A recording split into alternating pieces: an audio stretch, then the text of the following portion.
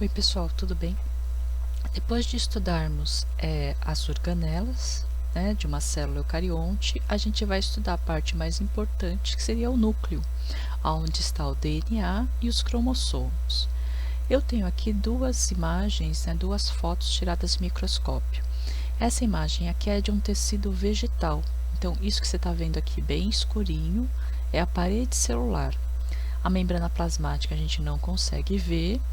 Aí essa parte clara aqui seria o citoplasma e essa parte escura é o núcleo. Tá vendo que o núcleo das células, ele não é homogêneo, né? Ele tem partes diferentes. Em algumas células você consegue ver o nucleolo muito bem definido, em outras não.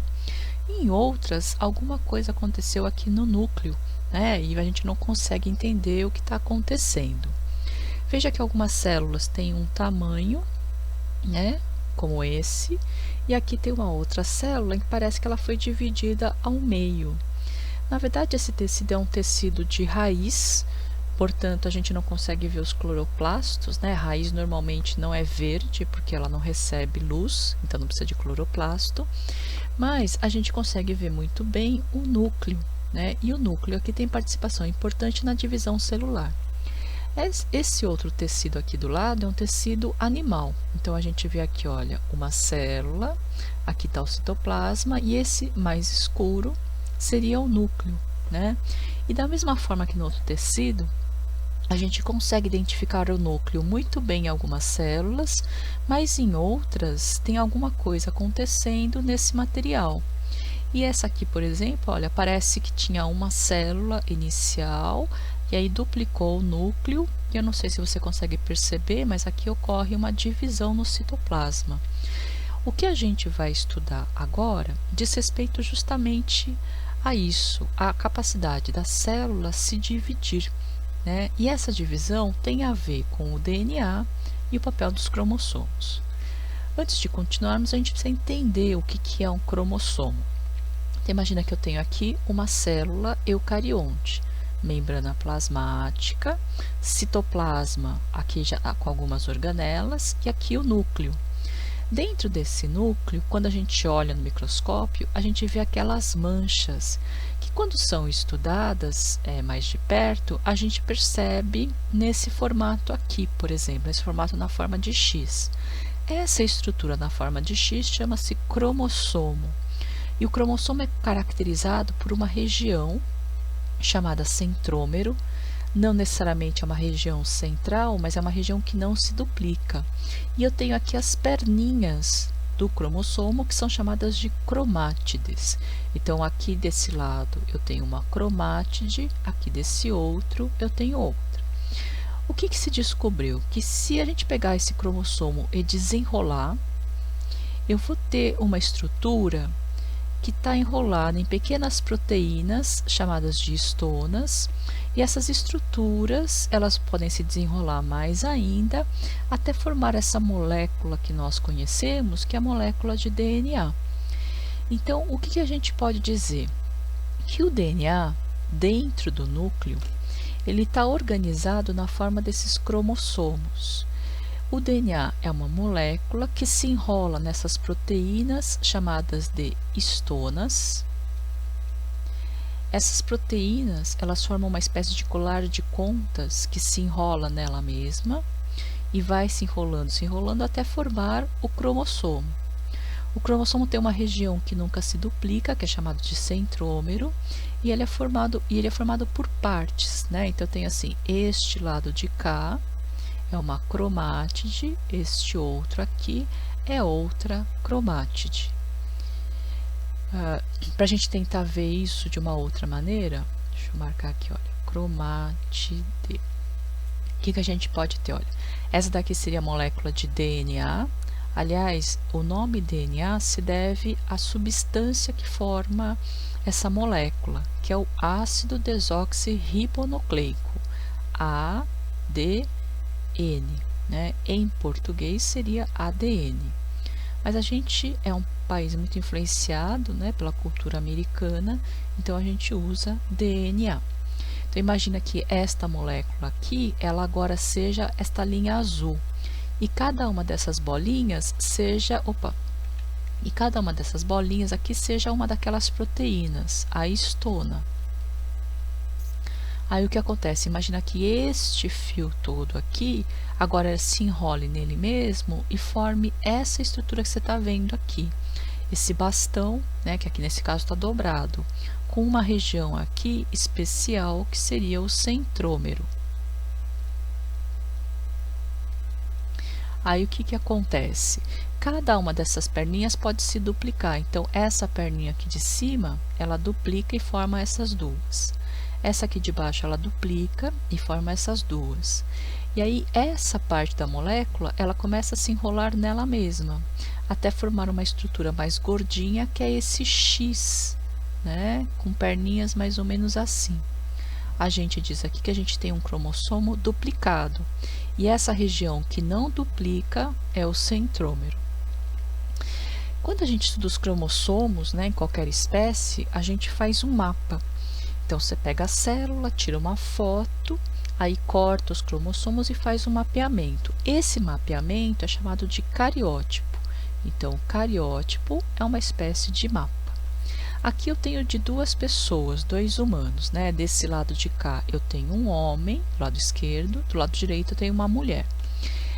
O que que a gente diz, né? O que a gente consegue observar, não o que a gente diz, o que a gente observa? Que na espécie humana, olha, eu tenho um total de 23 pares de cromossomos. Então, aqui é primeiro par, segundo par, terceiro par, quarto par, quinto par, até chegar aqui no 22º e 23º. E aí, o que que esses pares de cromossomos, eles têm... como é que a gente define esses pares de cromossomos? A gente fala que esses cromossomos são chamados de cromossomos homólogos. Homo significa igual.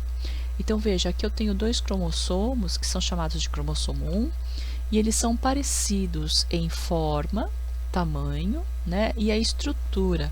Essas manchas que vocês estão vendo aqui são manchas de DNA, representa a estrutura da molécula de DNA. Então, você vai ver o cromossomo 2 também são semelhantes e assim por diante. A mesma coisa aqui desse lado. Nesse caso, aqui da esquerda, é a célula de um indivíduo do sexo masculino, porque nesse último par, eu tenho um cromossomo X bem feitinho e um outro X que é defeituoso. Esse X, em algumas situações, ele tem um formato de Y. Por isso que as pessoas chamam de cromossomo X e cromossomo Y, né? E essa pessoa seria do sexo masculino. No caso das mulheres, o que que a gente tem? Não há a presença desse cromossomo Y defeituoso e apenas a presença de dois cromossomos X perfeitos, né? O que explica muita coisa. Então, as mulheres apresentam dois cromossomos X e os homens dois cromossomos Y. A gente fala que na espécie humana, 2N é igual a 46. O que significa isso? Que cada célula humana, seja ela masculina ou feminina, tem um total de 46 cromossomos. E esses 46 cromossomos, eles se organizam aos pares de homólogos. Então, pares de homólogos, de cromossomos homólogos. A gente diz que esta célula que tem pares de cromossomos homólogos é chamada de célula diploide. Então, veja, quando a gente faz o mapeamento dos cromossomos humanos, ou seja, o cariótipo humano, cada célula apresenta um total de 46 cromossomos dentro dela. 46, então, moléculas de DNA que estão enroladas formando os cromossomos. E esses cromossomos, eles formam pares de homólogos. Da onde vêm esses pares? Na verdade, um cromossomo é de origem materna e o outro de origem paterna. Como essa célula tem pares de homólogos, a gente chama essa célula de diploide. Trouxe aqui alguns exemplos para a gente poder entender melhor. Então, vamos pegar essa primeira célula aqui, essa célula número 1. Eu tenho aqui a membrana plasmática, o citoplasma, e aqui o núcleo, né, com a carioteca. Dentro do núcleo, eu tenho alguns cromossomos. Como é que a gente conta o cromossomo? A gente conta pelo número de centrômeros. Então, eu tenho aqui, olha, 1, 2, 3, 4. 4 cromossomos. E aí, esses cromossomos, se vocês olharem, eles formam pares. Este aqui é um par de homólogos, este aqui é outro par de homólogos. Então, eu digo que esta célula é uma célula 2N igual a 4. O que significa isso? Que ela é uma célula diploide. Por quê? Porque ela tem pares de cromossomos homólogos. E ela tem um total de 4 cromossomos. Essa outra célula aqui do lado, quantos cromossomos ela tem? Lembra, a gente conta sempre pelo número de centrômeros. Então, eu tenho aqui 1, 2, 3, 4. 4 cromossomos. De novo, eu tenho aqui, olha, um par de homólogos e aqui outro par de homólogos. Então, esta aqui é uma célula diploide, 2N igual a 4. 2N porque ela tem esses pares e o total de cromossomos é igual a 4. Essa outra célula aqui, ela tem 2 cromossomos, veja, um centrômero, outro centrômero. Só que essas células não formam um par de homólogos, uma é diferente da outra. Então, a gente fala que esta célula é uma célula N igual a 2. N significa que ela é haploide. Haploide não apresenta homólogos. Então, um cromossomo é diferente do outro. E o total de cromossomos que ela apresenta é 2. A mesma coisa aqui, olha, eu tenho 1, 2, 3, 4 cromossomos que não formam pares também. Então, eu tenho uma célula N igual a 4. N porque não tem homólogos e 4 que se refere ao total de cromossomos. Na espécie humana, então, eu digo o seguinte, que na espécie humana, 2N é igual a 46. Significa que se eu fosse desenhar esta célula, eu teria que colocar aqui dentro 46 cromossomos, só que organizados em pares. Óvulo e espermatozoide, a gente fala que é N igual a 23. Significa que dentro do óvulo eu desenharia 23 cromossomos, um diferente do outro, né? Não formando os pares de homólogos. Por que é importante saber disso? Aqui tem alguns exemplos, olha, uma célula 2N igual a 46, como eu falei, uma célula 2N igual a 100. 2N igual a 100 significa que tem um total de 100 cromossomos formando pares, 50 pares. Uma célula N igual a 5 significa que ela tem 5 cromossomos no núcleo, mas um cromossomo diferente do outro. Por que isso é importante? Para entender o ciclo de vida humano. Então, vamos pensar aqui, olha. Imagine que eu tenho óvulo e espermatozoide. Essas duas células, porque aqui eu tenho, olha, membrana plasmática, citoplasma e núcleo. Membrana plasmática, que é toda deformada, um pequeno citoplasma e aqui estaria o núcleo. Dentro desse núcleo aqui, eu tenho DNA de origem materna. E dentro desse núcleo, eu tenho DNA de origem paterna. Quando essas duas células se juntam, na verdade, o que acontece? O espermatozoide introduz apenas o núcleo aqui dentro. Então, dentro desse núcleo, eu vou ter uma mistura de DNA materno e paterno.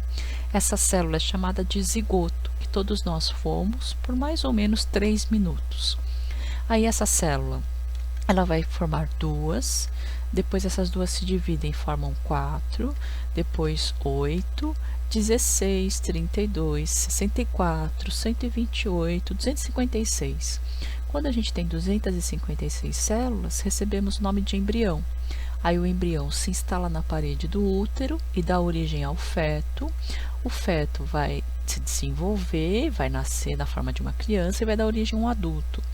E o adulto é aquele que pode de novo produzir óvulo nos seus ovários ou espermatozoide nos seus testículos. O que é importante entender é o seguinte, que o zigoto, quando a gente pega esta célula aqui e olha o núcleo, ele é uma célula 2N igual a 46. Significa que aqui dentro eu tenho 46 cromossomos formando pares de homólogos. Esta célula, para produzir essas duas, tem uma etapa aqui intermediária, onde ocorre a duplicação do núcleo e depois a divisão do citoplasma. Se os núcleos se duplicam, quer dizer, se o núcleo duplica, significa que o conteúdo que tem neles é replicado, né? É o mesmo. Então, o que tem aqui dentro é igual ao que tem aqui dentro, que é igual à célula original.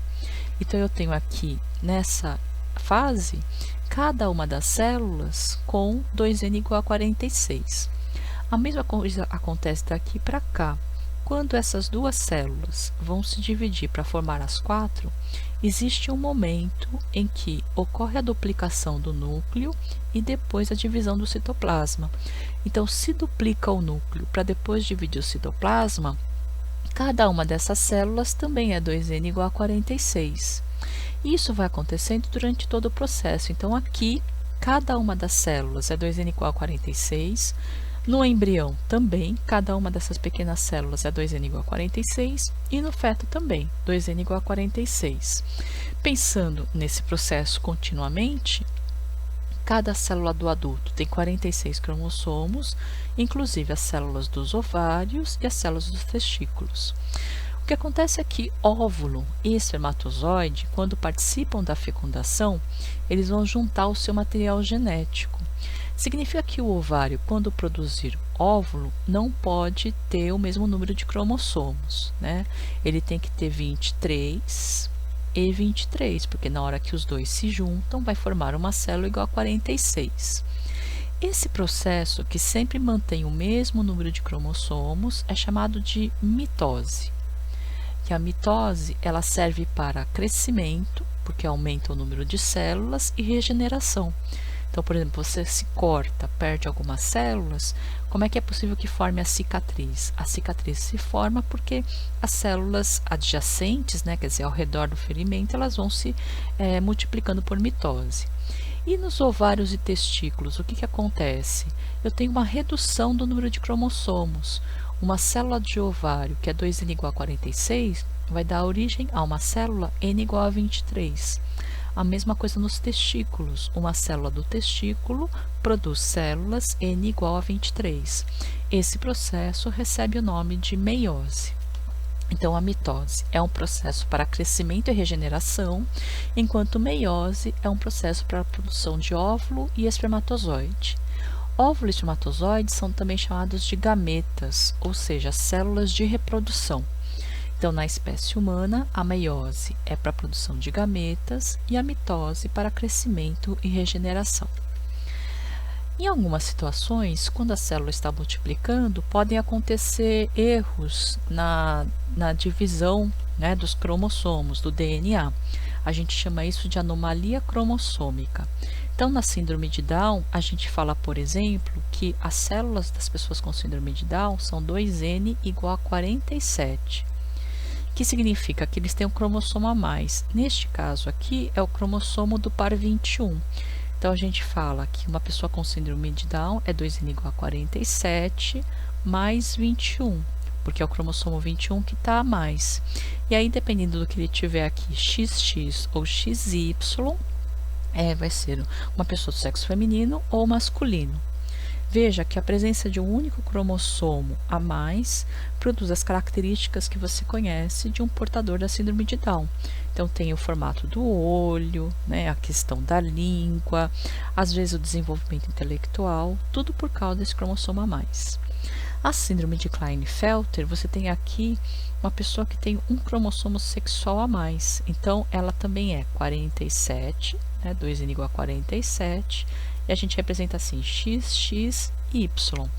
Apesar de ter um X a mais, não é nem um homem nem uma mulher, porque os órgãos sexuais não conseguem se desenvolver completamente. Um outro é a síndrome de Turner. Veja, na síndrome de Turner, a pessoa tem um cromossomo sexual a menos. Então, a gente fala que ela é 45x0. Também nem é, na verdade, um homem ou uma mulher, há variações, né? E na síndrome de Patal, eu tenho aqui uma pessoa que tem um cromossomo a mais do par 13, né? Então, é o 47 mais 13, quer dizer, tem um cromossomo 13 a mais. Bom, gente, eu espero que você tenha entendido, que você tenha dúvidas também e me procure. E a gente se encontra na próxima aula. Um abraço.